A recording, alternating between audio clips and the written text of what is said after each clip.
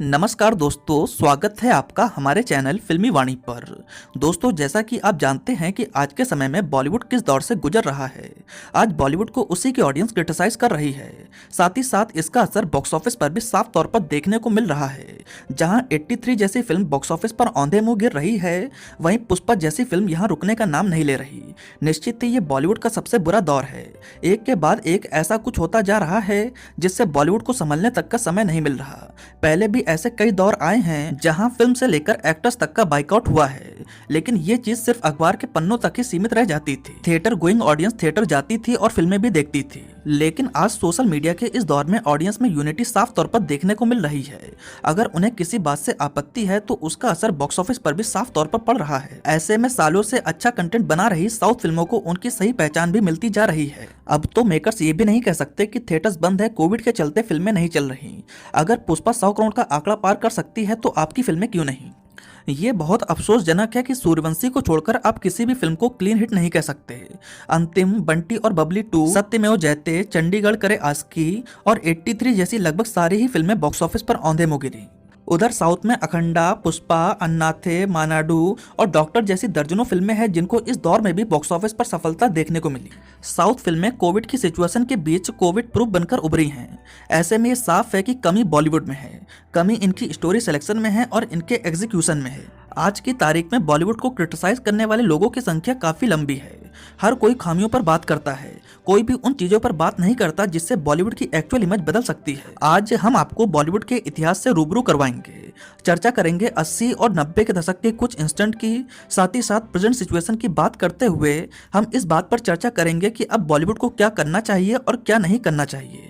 तो दोस्तों, चैनल को सब्सक्राइब करके वीडियो के साथ बने रहें। बॉलीवुड के अर्श से फर्श तक की कहानी जानने से पहले हम चर्चा करेंगे उसके उत्थान की। बॉम्बे सिनेमा या हिंदी सिनेमा के नाम से मशहूर बॉलीवुड का हमेशा से देश की सारी इंडस्ट्रीज पर डोमिनेंस रहा है और ये नेशनली इंटरनेशनली इंडियन सिनेमा को रिप्रेजेंट करती आई हैं। 1897 में कलकत्ता के स्टार थिएटर में प्रोफेशनल स्टीवेंसन और हीरालाल सेन, जो कि एक कैमरामैन थे, उन्होंने द फ्लावर ऑफ पर्सिया नाम की एक फिल्म बनाई। आगे 1899 में द रेसलर नाम की फिल्म बॉम्बे के हैंगिंग गार्डन में चलाई गई। इसमें रेसलिंग मैच को दिखाया गया था और इसका निर्माण HS भतवादेकर ने किया था। सन 1913 में दादा साहब फाल्के ने राजा हरिश्चंद्र नाम की पहली फीचर फिल्म बनाई, जो कि एक साइलेंट फिल्म थी। आगे चलकर साल 1931 में आलम आरा नाम की भारत की पहली बोलती हुई फिल्म बनी। यहाँ से टाकीज का दौर आ गया। आलम आरा की सफलता देख बॉलीवुड के साथ साथ दूसरी रीजनल इंडस्ट्रीज में भी साउंड फिल्मों का बनना शुरू हो गया। दर्शकों में बढ़ते क्रेज के साथ साथ इंडस्ट्री इस समय अपने सबसे टफ टाइम से गुजर रही थी। इंडिया वर्ल्ड वाइड 2 से जूझ रहा था। हर जगह इंडिपेंडेंस मूवमेंट चल रहे थे, देश गुलाम था और जगह जगह विद्रोह हो रहा था। फिल्म मेकर्स को फिल्म बनाने के बीच काफी चैलेंजेस फेस करने पड़ते। इन सबके बीच भी फिल्में बनती रही। 1937 में किसान कन्या नाम की पहली हिंदी कलर फिल्म बनी। हालांकि लेट 50s तक कलर फिल्में इतनी पॉपुलर नहीं थी। इतने नेशनल कॉन्सिक्वेंसेस के बीच भी साल 1940 में कमर्शियल मार्केट में एक बड़ा एक्सपेंशन देखने को मिला। इंडस्ट्री को बिमल रॉय, साहिल लुधियानवी और पृथ्वीराज कपूर जैसे दिग्गज फिल्म मेकर्स मिल चुके थे। साल 1943 में भारतीय सिनेमा को उसकी पहली ब्लॉकबस्टर फिल्म मिली। ये फिल्म थी किस्मत, जिसने बॉक्स ऑफिस पर 1 करोड़ की कमाई करी, जबकि इस फिल्म को महज 2 लाख के बजट में तैयार किया गया था। ये 1970 तक भारतीय सिनेमा में सबसे ज्यादा चलने वाली फिल्म बनी रही। 1947 में देश आजाद के साथ ही साथ भारत का बंटवारा हुआ, जिससे लाहौर और कलकत्ता फिल्म मेकिंग के 2 मेन हब बने। इन सबके बीच भी बॉलीवुड ग्रो कर रहा था। आजादी के बाद बॉलीवुड का गोल्डन इरा आ गया। गुरु दत्त की प्यासा और कागज के फूल, राज कपूर साहब की आवारा और श्री 420 और दिलीप साहब की आन जैसी फिल्मों ने क्रिटिकली और कमर्शियली सफलता हासिल करी। 1957 में मदर इंडिया नाम की फिल्म रिलीज हुई। इस फिल्म ने बॉक्स ऑफिस का सिनेरियो पूरी तरह से बदल दिया। मुगले आजम और गंगा जमुना जैसी ना जाने कितनी कल्ट क्लासिक फिल्में बनी, जिन्होंने बॉलीवुड के उत्थान में पूरा योगदान दिया। इंडस्ट्री को दिलीप कुमार, देव आनंद, राज कपूर और गुरु दत्त जैसे नायाब अभिनेता मिल चुके थे। इनके टाइम पीरियड में सैकड़ों कल्ट क्लासिक फिल्में बनी और बॉलीवुड ग्रोथ करता रहा। 60s में धर्मेंद्र, संजीव कुमार, मनोज कुमार और राजकुमार जैसे नए एक्टर्स आ चुके थे और ये भी इंडस्ट्री के डेवलपमेंट पे लगे रहे और एक से बढ़कर एक फिल्में थी। 60 के दशक के अंत तक राजेश खन्ना साहब की भी एंट्री हो चुकी थी और भारतीय सिनेमा को उनका पहला सुपरस्टार मिला। 70 के दशक में राजेश खन्ना, अमिताभ बच्चन, शशि कपूर, विनोद खन्ना और जितेंद्र जैसे कई एक्टर्स ने कमान संभाले रखी। 80 के दशक में इंडस्ट्री के पास अनिल कपूर, सनी देओल, संजय दत्त, जैकी श्रॉफ और मिथुन चक्रवर्ती जैसे एक्टर्स का साथ मिला और इंडस्ट्री साल दर साल अपने करियर के बूम पर थी।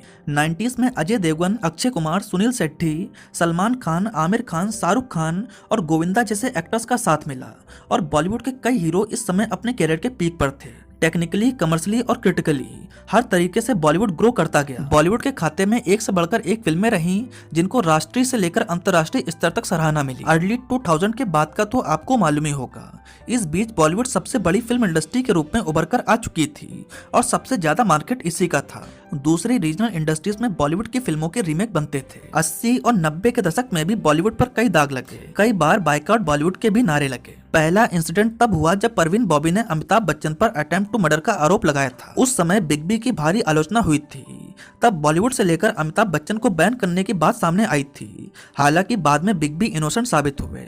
उस समय परवीन बॉबी एक दिमागी बीमारी से ग्रसित थी। उसके बाद बोफोर्स मामले में भी बॉलीवुड की थू-थू हुई थी। लोग बॉलीवुड को बायकॉट करने लग रहे थे। इसी तरह 90 के दशक में भी बम धमाकों के चलते बॉलीवुड की इमेज काफी खराब हुई थी, लेकिन उस समय तक बायकॉट की आवाजें सिर्फ पेपर के पन्नों तक ही सीमित थी। अब आते हैं आज के सिनेरियो पर। सोशल मीडिया के इस दौर में बॉलीवुड की इमेज पूरी तरह से खराब हो चुकी है। कई रीजनल इंडस्ट्रियां खुद पर काम करके बॉलीवुड से आगे निकल चुकी हैं। बॉलीवुड की क्या क्या गलतियां रही वो यहाँ पर हम नहीं दोहराएंगे, लेकिन वो बातें जो आज भी बॉलीवुड दोहरा रहा है उस पर हम जरूर बात करना चाहेंगे। एक दर्शक वर्ग है जो न्यूट्रल होकर अच्छी फिल्में देखना चाहता है। वो साउथ भी और बॉलीवुड की भी दोनों की अच्छी फिल्में देखना चाहता है, मगर बॉलीवुड मानो आज की तारीख में अच्छी फिल्में बनाना भूल सा गया है।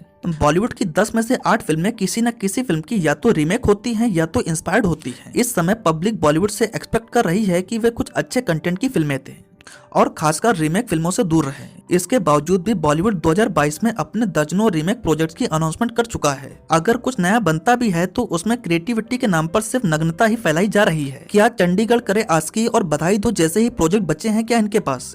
क्या क्रिएटिविटी के नाम पर बस इन्हें इसी सेक्शन में क्रिएटिविटी देखने को मिलती है? क्या क्रिएटिविटी के नाम पर इनको इसी टॉपिक पर क्रिएटिविटी दिखाने का मौका मिलता है? किसी फिल्म में लड़का लड़के से प्यार कर रहा है तो किसी फिल्म में लड़की लड़की से। आज की तारीख में पब्लिक देश की संस्कृति, देश के कल्चर से जुड़ी फिल्में देखना चाहती है, मगर बॉलीवुड क्या दिखाएगा जो फॉरेन में हो रहा है? अपने आप को ज्यादा प्रोग्रेसिव दिखाने के चक्कर में बॉलीवुड सिर्फ पतन की ओर ही जा रहा है। बॉलीवुड को अब तक तो एटलीस्ट समझ आ जाना चाहिए था कि फॉरेन के टॉपिक को लेकर ज्यादा शहरीकरण पर बेस्ड फिल्में बनाओगे तो नहीं चलेंगी। बॉलीवुड के मेकर्स कंटेंट के नाम पर बस यही नंगा नाच कर सकते हैं। वहीं साउथ को देखिए आप एक बार, कैसे देश के कल्चर, संस्कृति और फैमिली वैल्यूज को साथ में लेकर फिल्में बन रही हैं। अखंडा को ही देख लीजिए। नंदमुरी बालाकृष्णा की ये फिल्म जब साउथ में ब्लॉकबस्टर हुई तो बॉलीवुड वाले फट से रीमेक के राइट्स खरीदने पहुंच गए। मेरा सवाल ये है कि ऐसी फिल्में आप लोगों से क्यों नहीं बनती? फिर लोग क्रिटिसाइज करते हैं तो बॉलीवुड वालों का मुंह बनता है। दूसरी चीज, अब बॉलीवुड को रीमेक करना पूरी तरह से बंद कर देना चाहिए। पब्लिक अब पूरे मूड में है कि वो ओरिजिनल कंटेंट को ही देखेगी। इंसान होता है, गलतियां करता है, उसी गलतियों से सीखता है और वैसी गलती दोबारा नहीं करता। लेकिन बॉलीवुड को कई बार पब्लिक ने सीधा जवाब दिया है।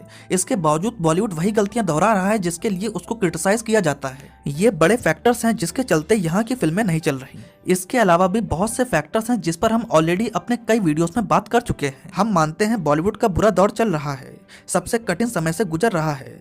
धीरे धीरे वक्त बदलेगा, लेकिन कम से कम इतना तो दिखे कि बॉलीवुड कुछ नया करने की कोशिश कर रहा है। 2-3 साल हो चुके हैं, इतना तो अंदाजा हो जाना चाहिए कि ऑडियंस की क्या एक्सपेक्टेशन है, उनका किस तरह का टेस्ट है। ऑडियंस चाहती है कि बॉलीवुड अच्छे कंटेंट पर काम करे, अच्छी फिल्में बनाए, बिल्कुल सपोर्ट मिलेगा। ऑडियंस ओरिजिनल कंटेंट प्रीफर कर रही है तो आप रीमेक फिल्में दे रहे हो। ऑडियंस अपने देश से जुड़े कल्चर पर मूवीज देखना चाहती है तो आप न जाने कौन कौन से मुद्दों पर फिल्में बना रहे हो। आखिर क्या सोचकर ये सब अभी भी हो रहा है मुझे नहीं पता। अब बॉलीवुड को अपने स्वविवेक पर काम करके थोड़ा अच्छे कंटेंट पर फिल्में बनाना होगा। रीमेक फिल्मों को छोड़कर ओरिजिनल कंटेंट पर फिल्में बनाएं।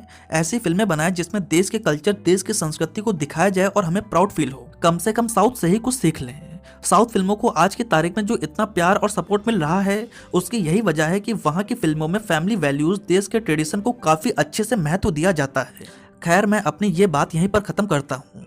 आपको हमारा ये वीडियो कैसा लगा आप हमें कमेंट सेक्शन में जरूर बताएं। साथ ही साथ आप हमारी बात से सहमत करते हैं या नहीं ये भी कमेंट सेक्शन में लिखकर बताएं। तो दोस्तों, अगर हमारा वीडियो आपको पसंद आया हो तो प्लीज लाइक करें, कमेंट करें और हमारे चैनल को सब्सक्राइब करें। आपका बहुत बहुत धन्यवाद।